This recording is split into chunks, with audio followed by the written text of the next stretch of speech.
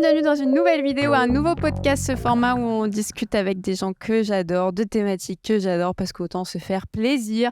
Et pour ce mois de septembre, j'ai prévu une thématique, étonnante, novatrice de ma part. Pourquoi pas parlons de Batman? Non, mais c'est aussi pour le Batman Day, le 16 septembre. Et puis parce que j'avais envie, et en plus j'avais envie d'inviter Arnold, que j'aime beaucoup, grand fan de Batman. C'est un plaisir immense de participer à ce genre de discussion avec toi. Tu vas bien? Merveilleusement bien. Écoute, il fait un peu chaud, mais... Oui, c'est vrai qu'on est un peu chaud. Là, on tourne à Paris début septembre et tout a été décalé. Normalement, il aurait dû faire beau au début août, mais ça ne s'est pas bien passé. Et donc, du coup, l'idée là, c'était vraiment discussion chill, comme vous avez pu, j'espère, constater la dernière vidéo qu'on a faite sur la chaîne avec Ringo. On a parlé des femmes dans les comics et même nous, en tant que femmes, dans le milieu de la pop culture. Et bien là, on va parler de Batman. Déjà, est-ce que toi, tu peux un peu te présenter pour ceux qui ne te connaissent pas? Et ensuite, on va tout de suite commencer par comment c'est arrivé cette passion pour les Chevaliers Noirs. Vaste sujet. Alors, en premier lieu, je m'appelle Arnold Petit. Je suis traducteur littéraire. J'ai traduit également quelques comics au sein du studio Macma. Je salue l'équipe s'ils nous écoutent. Donc Macma, en fait, qui est une entreprise qui contacte aussi beaucoup de maisons d'édition, notamment pour Urban, et qui font des traductions. Voilà, c'est un studio de spécialistes de services pour la bande dessinée, donc qui fait notamment traduction, lettrage, etc. Je suis également rédacteur chez l'Écran Fantastique, cinéma et pop culture sur le site superpouvoir.com. Et à côté de ça, je fais de la musique et je passe mon temps à lire Batman. T'es pas sur YouTube avec un compte qui s'appelle La Grande Entrée? C'est vrai que j'ai aussi cette corde à mon arc. Je tiens une chaîne YouTube qui s'appelle La Grande Entrée, entièrement consacrée au cinéma et à la littérature fantastique, parce que c'est ce que je préfère au monde. Ouais, t'aimes bien aussi l'horreur? Oui, fantastique, horreur, je mets un petit peu les deux choses dans le même panier. Quoi. Okay. Ce sont des univers qui me plaisent beaucoup. Et du coup, Batman, première rencontre avec Batman? Ma première, c'est au coin d'une ruelle, je crois. À Gotham City. Oui, bien sûr, il m'a sauvé d'une agression. Non, en fait, j'ai coutume de dire que Batman, si tu veux, c'est un personnage dont ma rencontre avec lui se perd un petit peu dans les méandres de ma mémoire. C'est un peu comme Dracula et le Père Noël, si tu veux. Ils ont toujours plus ou moins fait partie de mon vécu de fan. Ouais. Je sais qu'il y a un gros choc de rencontre avec lui. C'est le premier film de Tim Burton en 1989, donc au format VHS, parce qu'à l'époque, oui, on matait des VHS. Donc j'étais hyper jeune, je devais avoir 5 ans. Mais je sais qu'avant de voir ce film, je savais déjà qui était Batman. Je savais aussi qui était le Joker, notamment. Je crois que tout ça, ça vient du fait que j'ai 2 grands frères et qu'une grosse partie de ma pop culture et de ma culture de manière générale, j'ai dû hériter de ce que eux regardaient, de ce qui les intéressait. Donc toute la culture de vidéoclub, les films d'horreur notamment, ça vient de là. Star Wars, Indiana Jones, tous ces grands pans de la pop culture cinématographique découlent de là. Et je crois que Batman, ils avaient dû lire quelques bandes dessinées. Je me rappelle qu'à la maison, on avait notamment du Superman. Ouais. Dans des très vieux formats. Et peut-être qu'on a eu des Batman et que c'est de là que ça vient. Et je me rappelle aussi avoir eu effectivement des rediffusions des épisodes de la série des années 60 avec Adam West.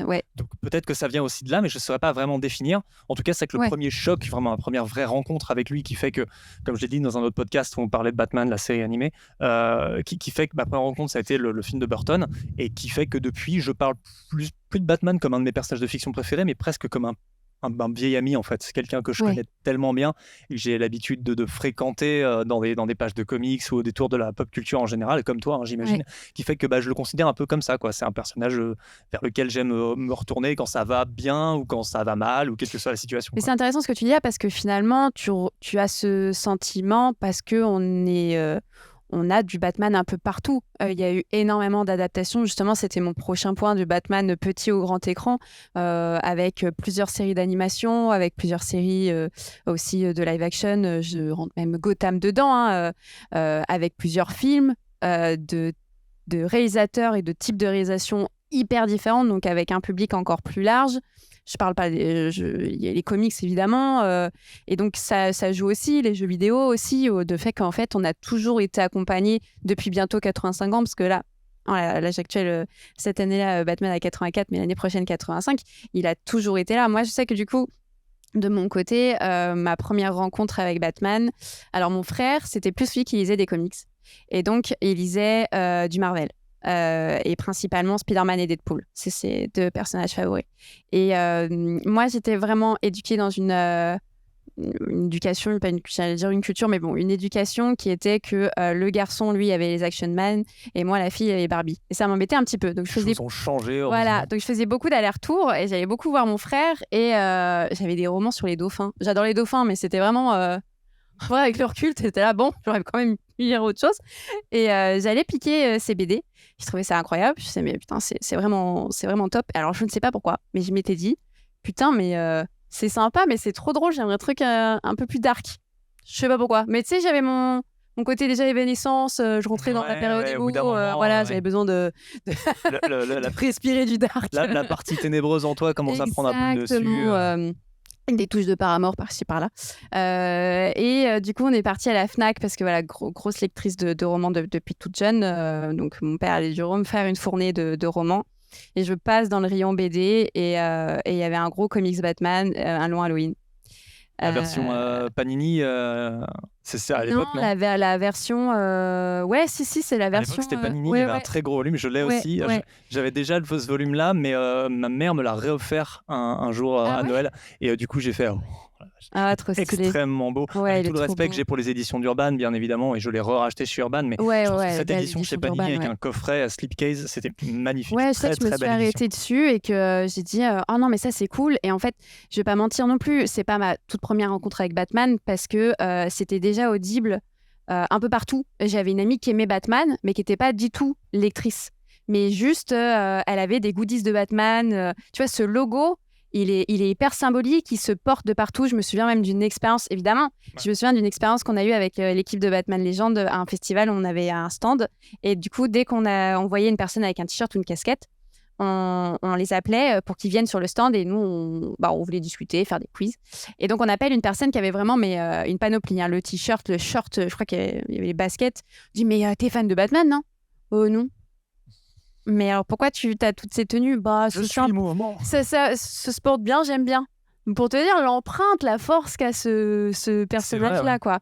Et donc, justement, après, il y a eu tout de suite les films.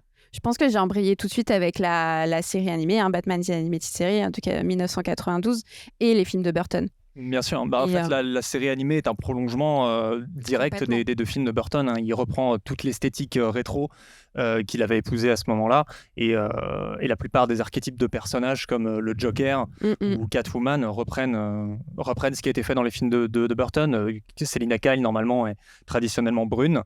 Elle est blonde, jouée par Michelle Pfeiffer dans Batman le défi, et du coup elle devient blonde aussi dans la série animée. Le Joker conserve par endroit son identité de Jack Napier, qui est l'hérité du premier film de Batman. Donc oui, c'est un vrai prolongement. Donc tout ça faisait partie d'un espèce de lore, de Bat-lore, qui à l'époque se nourrissait un peu en vase clos, entre guillemets, et qui fait que quand on avait vu les films, on avait vu le dessin animé, et inversement, quoi. Et qu'est-ce que tu penses, toi, du coup, de cette évolution cinématographique par rapport à ta première impression qui a été justement ces films de Burton, jusqu'à, par exemple, aujourd'hui avec The Batman? Alors, au jour d'aujourd'hui, Batman le défi, ça reste quand même mon film préféré de Batman, et peut-être dans mon top 10 de cinéma tout confondu. Batman le défi, c'est un très très beau film, c'est un merveilleux film, c'est un des meilleurs de Burton. Et je continue à aller voir les... Je suis pas comme cette frange du public qui dit que le cinéma avant était mieux ou qu'on faisait les films d'une autre manière et que c'était un petit peu moins mercantile et tout, etc. Non, je suis toujours très curieux dès qu'il est question d'avoir une nouvelle adaptation de Batman, un peu pour la même raison qu'un autre fandom serait curieux de voir un nouveau James Bond, par exemple. Je trouve qu'on est exactement sur le même genre de dynamique. Je suis toujours curieux de savoir comment un réalisateur va s'accaparer le personnage, sa mythologie, ce qu'il va pouvoir y apporter, quel message il peut faire passer.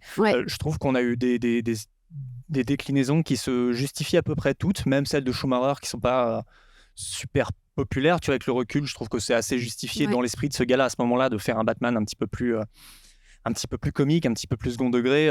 Ça se justifie dans son projet. Je pense que les générations d'aujourd'hui sont plus à même de comprendre ce qu'est Batman via la trilogie du Dark Knight, qui a imposé une version assez spécifique aussi, que moi j'adore, mais dans laquelle je me retrouve pas tout à fait non plus. Je la trouve peut-être un petit peu trop clinique. Et c'est aussi des versions qui veulent trop me faire sympathiser avec Bruce Wayne et me faire comprendre qui est ce mec-là au point que je me range totalement de son côté. C'est pas totalement la façon dont moi j'envisage Batman, c'est pas ça qui fait que je le C'est fou, trouve. petit aparté sur l'impact des films de Christopher Nolan et de l'interprétation de Christian Bale, parce que quand je parle avec des personnes voilà, qui ne sont pas lecteurs ou lectrices de comics, qui connaissent Batman comme on peut le dire, qui a toujours fait partie de notre vie, pour eux c'est les meilleurs films. C'est non mais en fait Batman c'est ça. D'autant plus avec la sortie de The Batman et Batman interprété par Robert Pattinson où il ne s'y retrouvait pas parce que oh mais non, parce que le vrai Batman c'est Christian Bale qui est musclé, parce qu'il cogne. Et quand toi tu as ce regard extérieur de part parce que déjà tu as vu les autres adaptations avec ce melting pot de Batman différent, et quand tu as vu les comics, alors je sais pas qu'on est expert parce qu'on lit ça, mais en tout cas on a une vision différente. Finalement, les films de Christopher Nolan sont des très bons films grand public avec une vision de Batman qui est bonne, mais c'est pas Batman. Tu vois ce que je veux dire ? C'est un peu... Comme je disais, le mot que je trouve pour cette trilogie, c'est clinique, quoi. C'est que je trouve ça très propre, notamment l'approche de la ville de Gotham, en fait, qui est une ville complètement capitaliste, faut dire ce qui est. C'est présenté comme un truc avec des grands bâtiments super propres. On la voit beaucoup de jour. C'est pas vraiment cette cité nocturne et gothique que moi personnellement j'apprécie dans les comics, ou que j'ai adoré chez Tim Burton avec les références expressionnistes allemands, tout ça, tout ce qui me fait un peu vibrer, quoi. Et ce qui a motivé un petit peu Finger et Kane à créer Batman comme ça par ailleurs. Mais ça reste quand même des films super impressionnants. Bien sûr, The Dark Knight, notamment avec la prestation de Heath Ledger en Joker, fait que c'est devenu cette espèce de pierre angulaire du 7e art. Et accessoirement, c'est la seule trilogie Batman qui existe jusque-là. Oui, parce que Burton, de base, devait nous fournir une trilogie, mais n'a pas pu aller jusqu'au 3e. Il n'a pas vraiment voulu la faire. Il n'a pas voulu, de toute façon, même... Les rapports avec Warner étaient un peu tendus suite à ce qu'il a fait pour Batman le défi. Même, il a toujours une relation avec Danny Elfman qui a été très, très compliquée, où sur un des films, il s'entendait bien, sur un autre film, il s'entendait pas. Donc voilà, ça n'a jamais été très linéaire non plus. Sur Batman, c'était pas spécialement le cas. C'est plutôt vis-à-vis de l'étrange de Monsieur Jack que ça a clashé, mais sur les Batman, on était sur la même temporalité au moment C'était toujours plutôt pas trop mal fait. Après, tu parlais du fait que les gens adorent cette version un peu masculiniste de Christian Bale en fait en Batman. Mais il est super efficace, c'est un super acteur, il n'y a pas de problème et je l'aime beaucoup. Mais j'adore son Batman, mais je n'aime pas spécialement son Bruce Wayne. Je suis d'accord. On essaie trop de me faire comprendre qui est ce mec avec lequel je suis censé ne pas pouvoir... Dans lequel je ne suis pas censé pouvoir me reconnaître. On dit souvent ça des personnages de Marvel qui sont beaucoup plus proches de nous, beaucoup plus terre à terre, qu'on peut beaucoup plus comprendre leur tourment, ce genre de truc, et que d'ici c'est un petit peu une sorte de panthéon mythologique. Et je le vois aussi exactement comme ça. Je ne suis pas censé spécialement comprendre ce que traverse Bruce Wayne. Je ne suis pas censé tout à fait comprendre pourquoi il en arrive là. Mais à y avoir cette distance avec lui, ça fait que ça justifie notamment l'existence de sa Bat-Famille. C'est compliqué parce que justement, tu parles de Panthéon avec cette fameuse trinité chez DC avec Wonder Woman, Superman et Batman. Finalement, dans ce trio-là, on a deux personnes, dont l'une qui est extraterrestre et une autre qui est Amazon, donc complètement mythique, complètement inaccessible pour nous. Mais cette troisième personne est humaine. Alors oui, on est milliardaire, intouchable, dans une ville fictive, d'accord, mais reste humaine. Donc je pense qu'il y a aussi cette envie peut-être de nous toucher de par l'aspect très réel de la mort de ses parents. Enfin, on était quelque chose de très différent que de l'explosion de la Terre de Krypton avec Superman. Voilà, c'est la mort des parents de Bruce Wayne peut exister dans n'importe quelle ville, dans n'importe quel pays, dans une rue sombre par un malfrat. Donc peut-être qu'il y a cette idée avec ces films-là de finalement plus toucher avec un Bruce Wayne qu'avec un Batman. Je pense aussi que c'est les films où on a le plus vu Bruce Wayne, finalement. Oui. On le voit aussi beaucoup avec The Batman, mais pour moi, ça se justifie de par l'idée de proposer un Batman année 2, quoi. Un Year One avec ce jeune garçon un peu perdu, un peu métalleux, qui ne sait pas où il va. Mais finalement, Nolan appuie sur un Bruce Wayne qui, pour moi, s'éloigne de ce que j'ai vu dans les comics. Et bizarrement, c'est marrant ce que tu dis, parce qu'en fait, on justifie beaucoup le succès des films Batman sur le fait que c'est un personnage humain, donc on peut beaucoup plus s'identifier à lui. Ça, c'est quelque chose que même les fans du personnage sur grand écran se défendent de revendiquer. Et en fait, concrètement, on devrait plus s'identifier à Clark Kent, parce que Superman, en fait, a beaucoup plus à cœur notre bien-être en tant qu'humanité, en fait. Il est beaucoup plus proche de nous. Et Batman est ça, les égoïste, fans, en vrai. bien sûr, et les fans de Batman, ça leur fait souvent très mal au cul d'entendre ça, de dire que, et c'est objectif, je pense être objectif en disant ça, que Clark Kent et Superman est un personnage qui est beaucoup plus proche de nous et qui a beaucoup plus notre bien-être à cœur que Bruce Wayne, qui lui veut défendre l'humanité pour des raisons qui lui sont purement égoïstes. Mais ça ne veut pas dire que ça en fait un mauvais personnage, mais ça le rend peut-être plus ambivalent et plus passionnant à suivre en tant que figure de mythologie. Et je crois que, étrangement, la version de Pattinson, qui est très clivante malgré son succès, moi perso j'adore, j'ai vraiment adoré le parti pris, je le trouve génial, j'ai hâte d'en voir plus. Beaucoup de gens n'ont pas aimé justement ce parti hyper égoïste du personnage, parce qu'il le montre comme un personnage purement égoïste en apprentissage, puisqu'il doit apprendre à devenir cette icône dont on a besoin.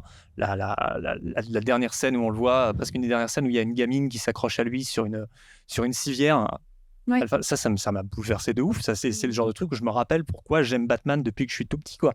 C'est pour ce genre de plan qu'il existe, quoi. Et je trouve ça étrange qu'il y ait eu un désamour de la version Affleck, qui pour le coup est encore plus bourrine, plus sombre que la version plus masculiniste encore Bale, que plus masculiniste que Bale. Je trouvais ça comics accurate de ouf, je trouve ça génial, et bizarrement ça s'est fait bien balayer à l'époque. Je pense qu'au fur et à mesure c'est je pense que c'est pas la faute que du rôle de Batman ou de Ben Affleck, mais c'est aussi tout ce qui s'est passé à ce moment-là du DCU, de Snyder à la réalisation, l'émancipation du genre du super-héros comme licence.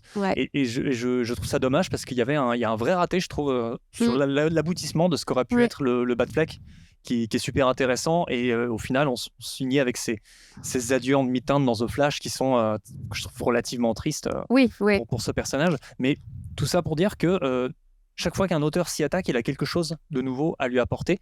Et je trouve ça super kiffant que des auteurs lui apportent sa patte, quoi. Que ce soit pas forcément des tâcherons à qui on refile le bébé. On va voir quelle nouvelle itération prendra le personnage sous l'ère de James Gunn, parce qu'il va y avoir un deuxième Batman pour l'univers partagé. Peut-être que ce sera quelque chose de plus léger, justement. De toute façon, ce qui est prévu, c'est aussi de le remettre avec Robin. Et c'est ça aussi qui est très fort avec ce personnage, c'est que c'est un personnage extrêmement malléable, qui peut par moments être le chevalier noir solitaire, qui peut être assez drôle et comique, qui peut être entouré de sa famille avec la Bat Family, ou juste avec son acolyte et avec ce qu'on appelle le duo dynamique Batman et Robin. Donc c'est ça qui est très cool. Je voulais juste revenir sur ce que tu disais, où finalement on pourrait être aussi plus proche de Clark Kent, et que Clark Kent est ce héros très attachant, parfait, très lisse. Et ça me fait penser, je ne sais pas si tu l'as lu, le bouquin Le syndrome de Magneto de Bolshevik, qui en a fait une vidéo il y a quelques années, qu'il a écrit en roman. De plus, j'ai fait le lien parce qu'hier soir, j'ai lu le comics Poison Ivy Infinite, on en a parlé en off. Ça parle de ça, ça parle de cette idée que nous, on préfère s'accrocher, qu'on a une tendance à aimer les vilains parce qu'ils sont sans limite. Ils n'ont pas cette image, ils n'ont pas besoin d'avoir une image lisse. De toute façon, ils vont la fin justifie les moyens. Dans Poison Ivy, à la fin, justement, elle le dit, le monde a déjà assez d'héros, il leur faut un monstre. Quelqu'un qui va se mouiller, quelqu'un qui va aller plus loin. Et nous, on a peut-être besoin de ça parce que finalement, les héros nous ressemblent un peu trop et on est attiré par les méchants. Donc, je pense aussi que le côté Superman, ça empathie un petit peu. Et aussi par le fait que Superman manque beaucoup plus d'adaptation par rapport à Batman. Il y en a eu très peu, donc on s'est beaucoup plus attaché à Batman parce qu'on a eu 6 films, comme je disais tout à l'heure, plusieurs séries d'animation. Superman a eu moins de chance et a eu moins de lumière, je pense aussi. En adaptation, c'est un personnage plus auto-centré, plus américain, en définitive, qui est né à une certaine époque, qui a connu son succès à une certaine époque. Tandis qu'à l'aube des années 90, Batman, quand il arrive au cinéma, il crée un phénomène sans précédent, quoi. Et on ne se rend pas compte aujourd'hui, quand on a un film de super-héros tous les 3 mois, ce que ça pouvait représenter comme succès, d'avoir un Batman aussi sombre en plus, traité de manière aussi, j'ai pas envie de dire adulte, parce que j'aime pas vraiment ce genre de définition, hein, mais aussi pris au pied de la lettre, quoi.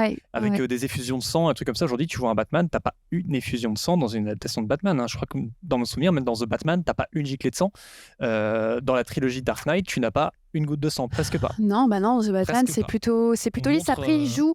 J'ai l'impression qu'il ne montre pas de sang parce qu'il joue sur le côté très dark. On voit très peu de choses dans les scènes de combat parce que justement, Gotham est plongé dans le noir. Donc, l'approche de la violence, en fait, évolue d'une certaine manière dans le cinéma, presque inverse à ce qui se passe dans les dans les adaptations de Batman. Je trouve ça assez étrange. Moi, j'aime beaucoup le côté gritty de The Batman. J'aurais bien aimé que ce soit peut-être encore plus crade que ça. Et pour ça, il aurait peut-être fallu filer. Alors, j'adore ce que fait Matt Reeves, mais j'aurais peut-être fallu filer ça à un mec. J'ai toujours rêvé de voir David Fincher s'attaquer à un Batman. Ah ouais. Ça n'arrivera jamais parce que c'est quelqu'un de trop indépendant d'esprit et qu'à ce stade de la carrière, les licences sont telles que des auteurs comme ça, ils toucheront plus. Tu penses que c'est impossible qu'un réalisateur autant indépendant ou réalisatrice d'ailleurs puisse s'accaparer comme ça une figure autant populaire qui appartient à un grand groupe Ça s'est déjà vu, mais il faut savoir que quand par exemple Tim Burton s'accapare le truc, il a 30 ans uniquement et il a que 2 films à son actif. Donc c'était pas encore considéré comme un auteur. Quand Zack Snyder s'empare du truc, c'est pas considéré non plus comme un auteur, c'est plus un mec qui vient de la pub, du clip, quelqu'un qui est dans le divertissement. Bon, la pop culture fait que c'est un auteur à part entière, mais par contre, quand Nolan le prend, c'est déjà un auteur. C'est déjà un auteur assumé, il a déjà 3-4 films derrière lui. Donc s'ils ont pu faire confiance à un mec comme ça pour arriver vraiment à apporter Batman sur un autre terrain, pourquoi pas. Matt Reeves, c'est une surprise. Il est un peu à la croisée des chemins entre l'auteur et l'entertainer. Et ça se voit dans ce film-là. Tu sens qu'il y a des plans où là, il est beaucoup plus libre. Et d'autres plans, notamment, moi, je pense vraiment à la toute fin du film, c'est la partie qui me plaît le moins, on va dire les 30 dernières minutes ou les 20 dernières minutes, qui font très blockbuster. Le 4e acte. Exactement, où tu sens peut-être une directive de la production. Dans attention, on reste quand même sur un film de super-héros. Tu peux pas non plus nous donner qu'un film d'auteur. C'est devenu une constante aussi, j'ai l'impression, même dans les comics, que Gotham doit être réduite à feu et à sang et être en guerre ouverte à la fin des films. À l'époque, quand tu lisais Batman, les comics d'époque, comme ceux des années 70-80, c'était pas forcément de la destruction absolue. Les méchants de Batman, dont on parlait, je pense qu'on va devoir s'attarder un peu dessus parce qu'ils représentent une part très importante de notre fandom, je crois. Ces personnages étaient plus des sujets d'enquête. On pouvait les prendre l'un après les autres sans qu'ils commettent plus que des meurtres par-ci par-là. Enfin, il y avait des schémas de crimes qui étaient assez restreints en définitive. Tout reposait plus sur le charisme du personnage, comme le Joker ou Double Face. Et là, c'est devenu, il y a une espèce de cahier des charges, j'ai l'impression, tu as raison, qui fait que sur le dernier acte d'un arc de Batman, comme par exemple Joker War récemment, ou The Batman au cinéma, il faut que la cité soit en état de siège, qui est vraiment un plan machiavélique énorme. Enfin, après, j'aime beaucoup le plan du Riddler, qui consiste à noyer la ville. Surtout que j'aime beaucoup, puis c'est un de mes bad vilains préférés, donc j'aimais beaucoup ce qui en avait été proposé. Mais j'ai l'impression que oui, tu as raison, il y a une sorte de commande qui nécessite aujourd'hui que le vilain en place réduise Gotham à l'état de Sodome et Gomorrhe, pulvérisé par une sorte de fléau divin. Que ce soit Gotham ou même ses habitants, tu vois, je pense au dernier run de Batman dans les Infinites, que ce soit Batman Infinite ou Batman Detective Comics Infinite, ou même là, à chaque fois, les habitants prennent cher, tu vois, dans le sens où il y a un virus et ils sont tous touchés par ça, ou il y a une sorte de guerre civile comme dans Joker War et il y a un combat et tu sens que voilà... ils en pâtissent et c'est tout le principe de Gotham qui souffre, notamment là, ça sort en octobre, le Gotham City année 1 de Tom King, qui revient en fait sur l'idée de qu'est-ce que Gotham City. Donc on est sur une Gotham City plus vieille, on a l'histoire de l'arrière-grand-parent avec les fondateurs exactement, fondateurs de la ville, et donc tu sens que c'est dans l'âme de la ville de souffrir, de pâtir.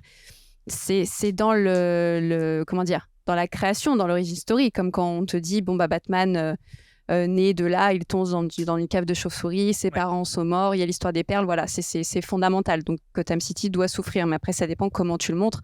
Et je pense que tu peux aussi, de par une vision de réalisateur ou de réalisatrice, modifier ça et ne pas forcément avoir ces explosions, comme dans The Batman, voilà, je crois que toute la ville est inondée, ça n'a pas vraiment de sens. Enfin, c'est pas tout le film ne tend pas vers Bien ça, sûr. En plus. Mais j'ai mordu quand même. Oui. Et c'est pour ça que moi j'appelle ça un 4e acte. Normalement, chaque film ou chaque récit à peu près construit logiquement composé de 3 actes.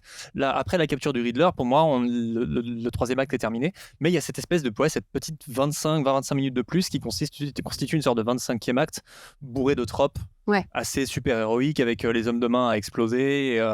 Et surtout, après, le pathos marche très bien quand il est dans la flotte et qu'il dirige tous les habitants de Gotham à la lumière d'une torche. Enfin, c'est un plan magnifique. On n'aurait pas pu s'en passer. Enfin, moi, pareil, frisson, tu vois, il s'est Ouais. vraiment passé quelque chose, quand t'as d'en parler, j'ai les poils, tu vois. Et j'ai l'impression, et par contre, un film qui a très bien géré ça, pour le coup, c'est Dark Knight, qui, à mon sens, contient lui aussi un 4e acte, qui est le face-à-face avec Harvey Dent, qui lui est quelque chose de très très intime, d'hyper dramatique et d'hyper sombre. Ça, je trouvais ça super, et j'aurais bien aimé qu'il y ait un petit peu plus de récits batmaniens qui partent sur ce genre de concept. Complètement. Peut-être qu'avec The Batman 2, on aura quelque chose comme ça. Oui. À voir, à attendre. Les rumeurs parlent de Gueule d'Argile en méchant ou faisant partie des méchants. On parle de beaucoup de méchants actuellement, donc bon. Je prends ça avec des pincettes, on va voir Ouais. comment c'est introduit. Je fais pas de plan sur la comète. Ouais. Mais j'aimerais bien qu'on ait d'un côté un Batman 2 qui soit peut-être un petit peu plus soft, plus enquête, plus drame, plus film noir. Et après, en 2025, qu'on ait un Batman peut-être plus spectaculaire, avec ce que fera Andrés Muschietti, du coup, puisque c'est lui qui a été choisi. On va bien voir. Mais s'il peut adapter, ça a l'air d'être parti pour ça, l'arc de Grant Morrison, avec Damian Wayne, pas facile. Damian Wayne, la Ligue des Ombres et le sérum de Man-Bat. On pourrait avoir déjà l'occasion d'avoir tout ça présenté sur grand écran. Alors, les Man-Bat sur grand écran, ce serait absolument énorme. Et qui, pour le coup, serait un scénario de comics adapté sur grand écran, qui pourrait être bonne contrepartie à un Batman plus soft, plus posé, plus accessible au grand public plus aussi, gritty, quoi. Voilà, plus accessible, et qui pourrait être 2 contre-propositions, et qui serait peut-être une des premières fois en fait dans l'histoire du 7e art que ça arrive pour Batman, c'est-à-dire 2 contre-propositions, l'un en face de l'autre, quoi. Ce qui peut un peu se passer là avec le Joker, on a un peu ça aussi, on a en filigrane, voilà, un Joker dans les films un peu plus blockbuster, et ce Joker là de Joaquin Phoenix, notamment avec le prochain qui sort l'année prochaine, je crois que c'est octobre-novembre, Joker Folia 2, où on va retrouver Harley Quinn différente, pas interprétée par Margot Robbie mais par Lady Gaga. Je pense que ça peut être intéressant aussi. Carrément, oui. Carrément, oui, j'attends tout ça avec beaucoup de curiosité et d'impatience. Je suis un fan de cinéma, étant fan de Batman, il se passe quelque chose dans ce petit espace qui fait que je serai toujours attentif, quoi. Mais ça crée aujourd'hui, ça crée des dissensions entre fans qui sont énormes. Il y a des débats de plus en plus échaudés et qui sont. Enfin, je pense que il y a de la violence de la part de certains spectateurs. C'est ce qu'on s'est dit au début de la vidéo. Cette violence-là, elle vient, je pense, elle naît de cette idée que Batman appartient à tout le monde, que tout le monde se sent proche de lui de par des interactions différentes, que ce soit avec les séries animées, que ce soit avec les comics, que ce soit avec les films, que ce soit avec ce lien spécial où un certain groupe de personnes dit que les films de Nolan, c'est les meilleurs des Batman. Et donc, automatiquement, dès que tu proposes d'autres versions, ça les touche, quoi. Il y a quelque chose d'émotionnel là-dedans. Et donc, on a beaucoup parlé des films, mais parlons des comics. Oui, revenons à la base. Si là, je te demande de vraiment me choisir un coup de cœur, je sais ce que tu vas me dire, mais... Un coup de cœur ou mon préféré? Allez, les deux. Mon préféré, c'est The Long Halloween, Tim Sale, Jeff Loeb. Je sais pas ce qui m'a attiré à celui-là. Le nom, déjà, je suis un très grand fan de la fête d'Halloween, de par mon appétence pour le fantastique, l'horreur, cette imagerie un peu spooky, forcément. Donc, quand j'avais vu qu'un titre Batman se passait sur 12 mois d'un Halloween à l'autre, j'ai foncé sur le truc. Je l'avais acheté en VO à l'époque, je crois, ou alors c'était peut-être les versions sémiques. Tu lis en VO ou en VF, toi? Les deux. Ma collection est majoritairement composée de VF, parce qu'à partir du moment où j'ai commencé à acheter chez Urban, je me suis dit, les collections se ressemblent, dans l'étagère, c'est un peu la classe. Mais j'achète aussi en VO, en fonction des arcs. Mais celui-ci en particulier, déjà par le graphisme. J'adore le dessin de Sale. Je suis très triste qu'il soit plus parmi nous. Et j'adore son dessin, son approche un peu carrée du personnage, sont très reconnaissables entre mille. Ce qui fait qu'il y a des personnages, tu vois, dont je suis pas spécialement fan, comme je dirais avec Captain America, qui fait que j'ai acheté des titres comme Captain America White, qu'il a fait avec Jeff Loeb, que j'ai acheté juste pour son trait à lui, ou Hulk. Le Hulk gris, super beau, et en fait le Daredevil jaune, le Spider-Man bleu, c'est des séries incroyables, superbes, ils sont incroyablement beaux. Et Superman for All Season, je crois. Oui, c'est ça. Qui est magnifique aussi, très très bien. Il y a le Catwoman à Rome aussi, si je dis pas de bêtises. Moi, je suis pas très fan. Je n'aime pas la vision de la femme, en tout cas, qui est dépeinte après. C'est vrai que lié à une certaine époque. J'entends bien. Mais c'est finalement pas Catwoman qui est le plus intéressante là-dedans, mais plutôt ses antagonistes. Avec Ryler et le Pingouin. C'est sympa de creuser un petit peu aussi son passé à elle, quoi, d'en faire la fille de Carmine Falcon, ce que The Batman a entériné, ce que je trouve très bien comme approche, pourquoi pas. Je suis d'accord. Ce qui fait que ça justifie aussi son parcours à elle. Elle devient un crime boss aussi à un moment dans les comics, il me semble. Donc j'adore celui-là. C'est un comics un peu baroque, tu vois, dans l'esprit. Il y a le côté, le rythme des fêtes et des saisons, qui est quelque chose, moi, me plaît beaucoup. qui est une forme d'irrévocabilité du calendrier qui fait qu'on y revient tout le temps, d'où le personnage central, enfin la place centrale qu'occupe The Calendar Man dans le récit aussi. Et tu as tous les ennemis de Batman, j'aime bien ce côté, tous les ennemis de Batman sont affrontés les uns après les autres pour finalement former un groupe. C'est les meilleures origines de Harvey Dent aussi, qui est un des méchants les plus passionnants, je trouve, du Batverse.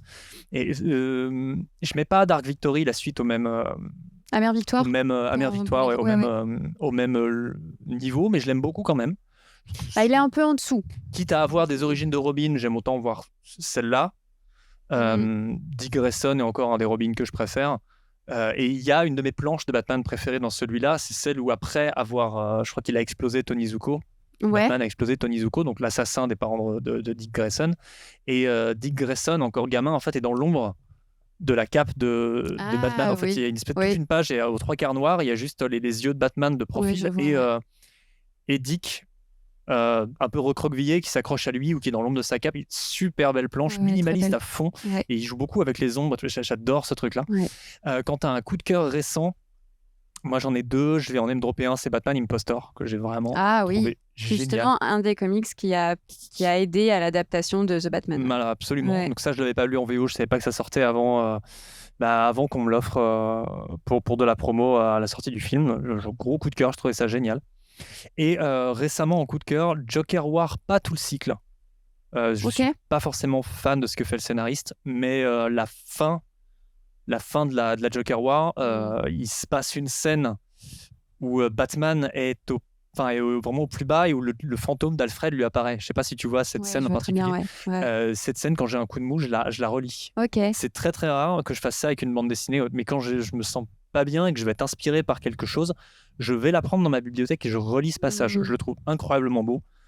C'est d'une justesse folle en termes de tension, de montée, et de montrer Batman très vraiment au plus bas, et de savoir qu'il y a toujours quelqu'un pour le ramener vers la surface, même quand il est plus là, à savoir Alfred, qui est mort à ce moment-là parce que Bane l'a tué, et qui me rappelle un truc qui est fondamental pour moi dans Batman, c'est que Alfred est le vrai héros. C'est clair. Pour moi, Alfred Pennyworth, c'est vraiment le vrai héros de la saga. Mais ça va même plus loin. Je pense que les vrais héros, c'est sur toutes les personnes qui entourent à chaque fois Batman. Parce que dans les derniers récits de Batman, il y a notamment dans toute la collection Infinite, que ce soit dans Harley Quinn, dans le Joker, ils ont sorti le Robin, elle y apparaît pas, mais il y a Batgirl qui est dans tous les récits, qui est fondamentale et qui est très importante aussi, qui soutient Batman, qui a son épaule, son acolyte, qui est bien plus qu'une Robin finalement. Bien heureusement, je pense qu'elle n'a pas sa place en tant que Robin, mais qui est un peu un second. C'est rare en fait que Batman s'en sorte seul finalement. Bien sûr, à un moment où James Gordon n'est plus dans l'équation en plus. Il fait que les scénaristes ont quand même eu le réflexe de mettre un peu Jim Gordon en retrait pour donner un peu plus de place à d'autres personnages, même si à mon sens je trouve que la Bat-Famille est beaucoup trop grande maintenant. Il y a 20 membres de la Bat-Famille, tu sais plus quoi en faire, quoi. Même s'il y en a que j'aime bien, comme le Clown Killer récemment, que je trouve plutôt drôle. C'est pas mal, mais de toute façon c'est pas des personnes qui vont rester ancrées. Je pense qu'elles vont apparaître dans certains récits, Roy Harper aussi, qui sont des personnages qui finalement vont un peu disparaître, quoi. Ça a déjà été le cas de Cassandra Cain, qui pourtant était assez intéressante en Batgirl. Je la préférais même à... Je pense qu'elle a la place aussi pour prendre un peu plus d'espace dans les comics. Puis on sait comment les comics fonctionnent. Il tue un personnage pour mieux le ramener. Et le meilleur coup d'éclat pour ça, c'était le destin de Jason Todd, qui était très très bien amené. Je sais pas, j'aimerais qu'il y ait un peu moins de Bat-Famille. Je lis pas forcément tout ce que proposent les épisodes de la Bat-Famille. Je trouve ça pas toujours... il y a beaucoup de remplissage. On sait que DC Comics fait quand même beaucoup de catalogue. Ils sont beaucoup de sorties. C'est même très dur quand tu es très assidu sur les lectures de tout suivre. C'est très compliqué. Infinite, je me suis tenu qu'à la série principale pour l'instant. Je lirai Détective bientôt avant de pouvoir enchaîner sur Batman Nocturne.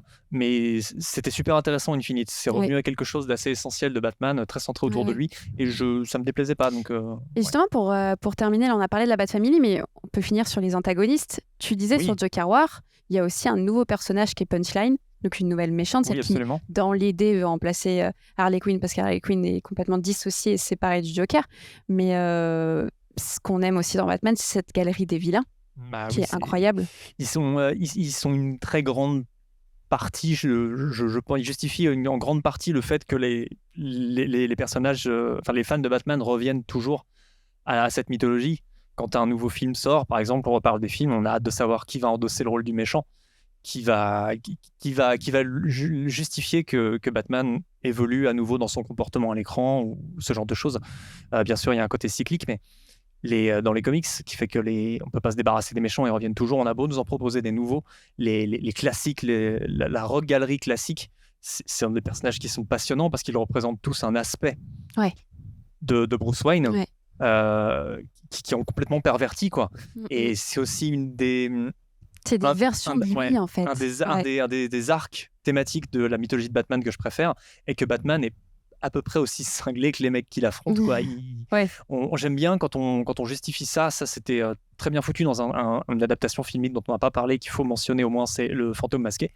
Exactement. Où il y a un personnage de procureur, ou je sais plus, qui en fait, dès le début de l'histoire, pointe publiquement Batman du doigt comme étant responsable de la prolifération de supercriminels. Ce qui n'a jamais été trop amené dans les films. Et j'aime beaucoup ce concept-là, que Batman, finalement, continue à pointer ces méchants comme étant des malades, alors que lui-même est quand même pas tout à fait sain.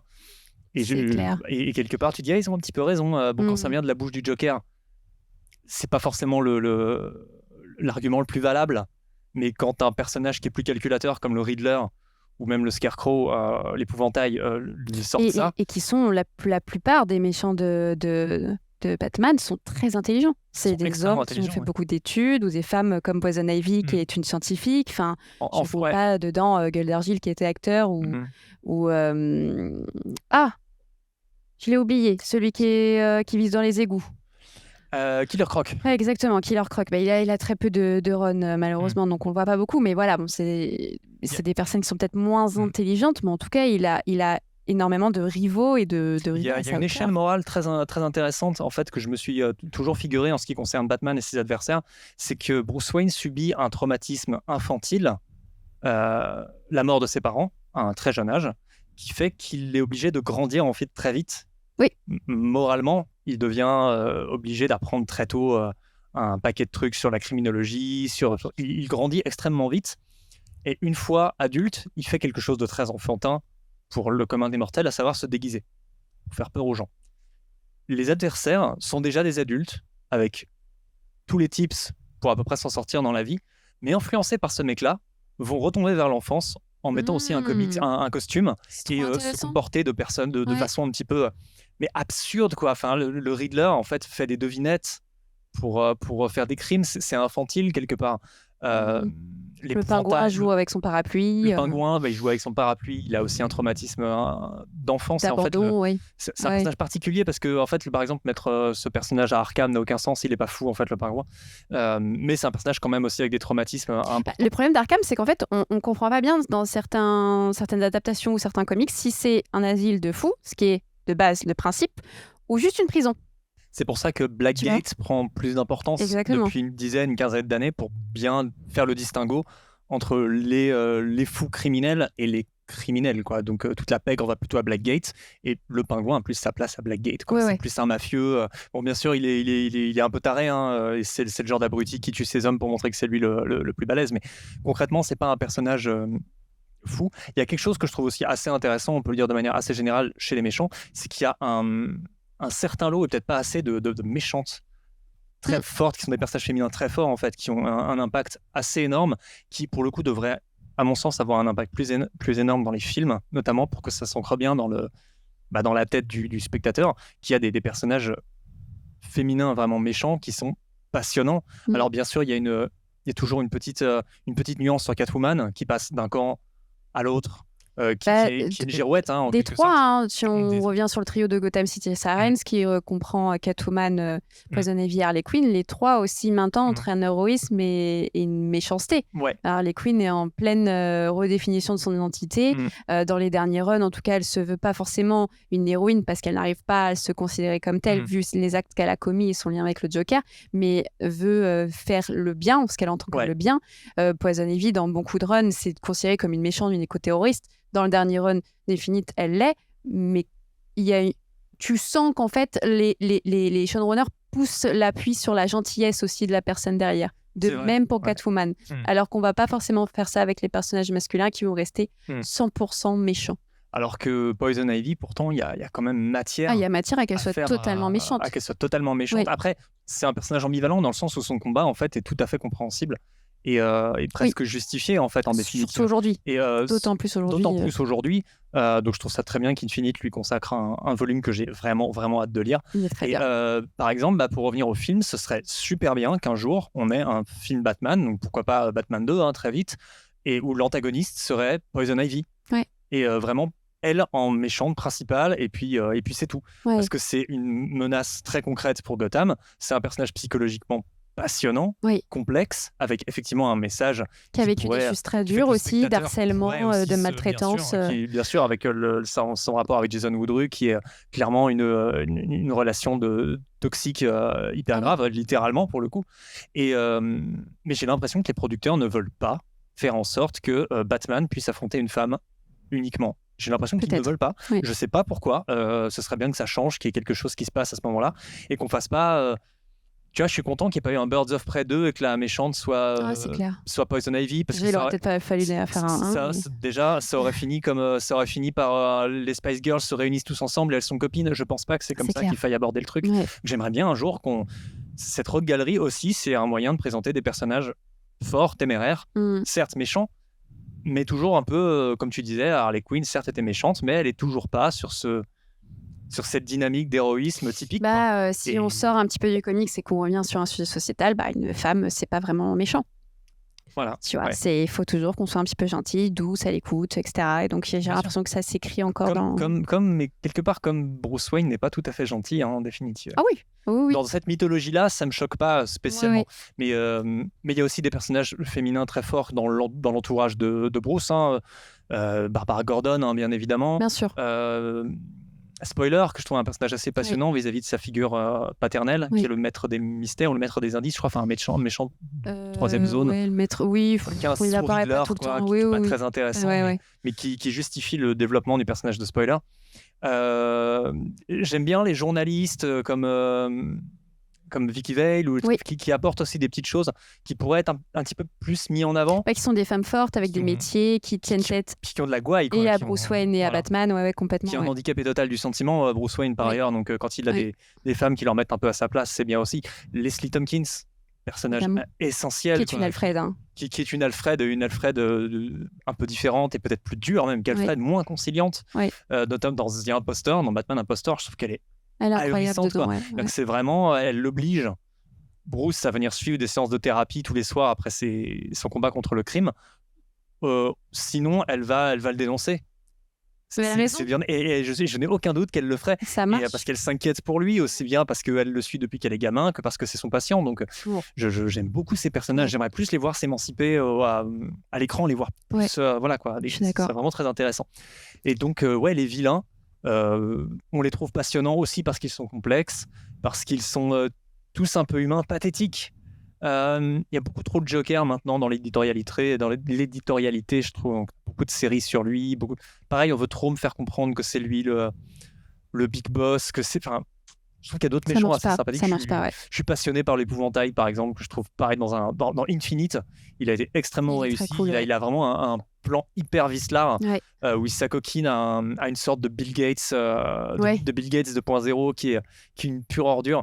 Ça marche bien, ça marche très bien. Très bien, et même ses discours avec Batman à ce moment-là, quand il l'emmène à la tour d'Arkham, où il va être surveillé par je sais plus qui, mais par le docteur Meridian, je crois d'ailleurs, qui est hérité, si je me gourre pas, de Batman Forever. Encore lui. Ah oui. Il me semble que c'est un personnage hérité de Batman Forever. Je crois, Je crois pas qu'elle figurait dans les comics avant. Ça, j'ai hâte de voir où ça va aller. Bref, les méchants, c'est ce qui fait qu'on y revient tout le temps, quoi. Et j'ai l'impression que les dessinateurs prennent grand plaisir à les dessiner, à leur apporter un peu de différence, de la nuance, changer un petit peu leur look. Non, vraiment, j'adore les méchants, ils me passionnent. Mais t'adores les méchants, mais on adore Batman. Et en fait, on pourrait en parler pendant un week-end. Il faudrait qu'on se fasse un séminaire. Si les méchants de Batman pouvaient arrêter de servir de totem aux incels, ce serait bien aussi. On se l'a dit complètement. À tous les incels qui nous écoutent. Voilà. Et pour terminer cette vidéo, parce que sinon on n'arrêterait jamais, cette vidéo et ce podcast, si vous voulez écouter un podcast, en 3 mots, qu'est-ce que ça représente Batman pour toi ?